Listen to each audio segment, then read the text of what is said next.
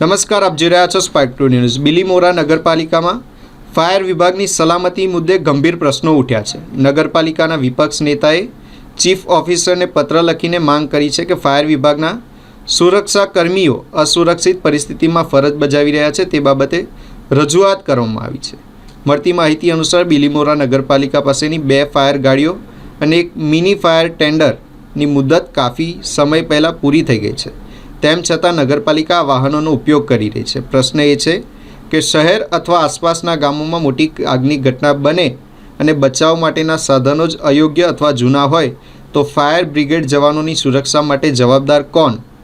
Fire વિભાગની ઉપકરણોની હાલત અંગે વિપક્ષે કડક કાર્યવાહી અને તાત્કાલિક સુધારાની માંગ કરી છે। મલંગ એફકોલિયા, સદસ્ય બિલીમોરા નગરપાલિકા।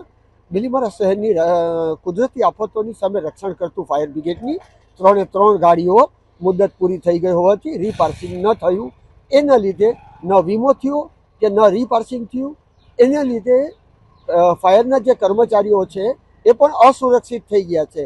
આમ જોવા જઈએ તો શહેરને સુરક્ષિત રાખનારું દળ પોતે જ અસુરક્ષિત થઈ ગયું છે અને આ ફાયર બ્રિગેડ બિલીમોરા શહેર, જીઆઈડીસી અને આજુબાજુના 20 ગામોને મદદરૂપ થાય છે।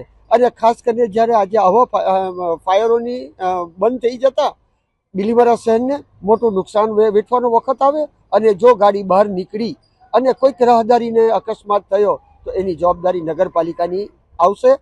એ માટે અમે ચીફ ઓફિસરને જાણ કરી છે કે ભાઈ રાજ્ય સરકારમાં જાણ કરી અને નગરપાલિકાની માટે ફાયર બ્રિગેડ લોન પર મેળવે અથવા તો આ શહેરની સુરક્ષાની જવાબદારી કોણ લેશે એ નક્કી કરે અને એ જવાબદારી અમે ચીફ ઓફિસર સાહેબને સોંપી।